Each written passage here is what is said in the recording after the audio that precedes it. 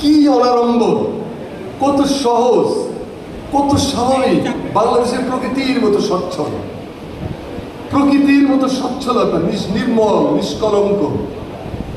আমাদের সৌভাগ্য যে দীর্ঘ অমানিসার পরে ভোরের সূর্যোদয়ের পর আমরা তারেক রহমানের মতন নেতা পেয়েছি। আমাদের কাজ হলো তার হাতকে শক্তিশালী করা।